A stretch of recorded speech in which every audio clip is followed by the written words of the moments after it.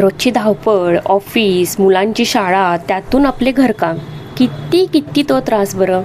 आणि वर आपणच म्हणतो की दिवसभर माझी धावपळ करून माझा सगळा व्यायाम होतोच की. तर नाही हा, याला व्यायाम म्हणता येणार नाही. या धावपळीला तर एक्झर्शन असे म्हणतात. दिवसभर आपण आपल्या शरीर मनाची झीज करीत असतो, मेंदूला, स्नायूंना थकवत असतो. म्हणूनच प्रॉपर व्यायाम करून थकलेले शरीर वेगळे आणि दिवसभर घरकाम करून केलेल्या धावपळीतून थकलेले शरीर पूर्णपणे वेगळे.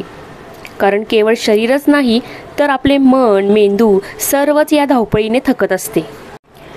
चला तर मग आजपासून एक चांगली सवय आपण सर्व गृहिणींनी अंमलात आणूया.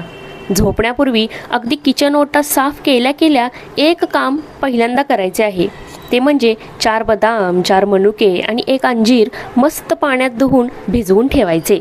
तुम्ही म्हणाल जाऊ दे ना, कोरडे पण खाता येतील ना. तर नाही हं, थांबा. कारण कोरडे ड्रायफ्रूट्स आपण खाऊन शरीराला नकळत त्रासातच ढकलत असतो. जसे की कोरडे ड्रायफ्रूट्स हे उष्ण असतात कारण त्याच्यात तेलजन्य घटक खूप मोठ्या प्रमाणात समाविष्ट असतात.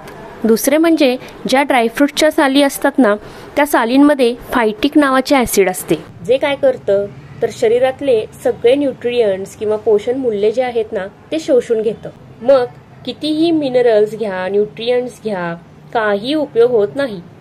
म्हणून ड्रायफ्रूट्स भिजवले की एकतर त्यातील गरमी कमी होते आणि साली भिजवल्याने अलगत्या वेगळ्या होतात. त्यामुळे सालींमधील फायटिक ॲसिड पाण्यात विरघळून जाते.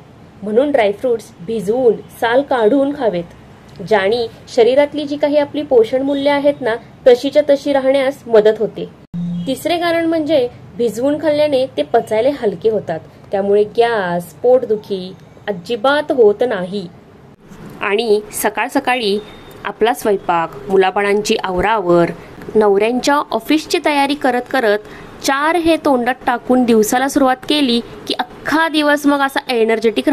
वर आणि ड्रायफ्रुट्समधून मिळणाऱ्या पोषण तत्वाने आपली त्वचा चांगली राहते, केस चांगले होतात, रक्तवाढ होते, रक्तशुद्धी होते, पोट साफ होण्यास मदत होते आणि इन्स्टंट एनर्जी पटकन मिळून जाते.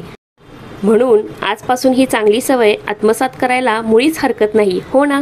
कारण अख्खे कुटुंब सांभाळताना घरची स्त्री शरीर मनाने निरोगी असणे खूप गरजेचे असते आणि त्याने अख्खे कुटुंब मग निरोगी राहण्यास मदत होते.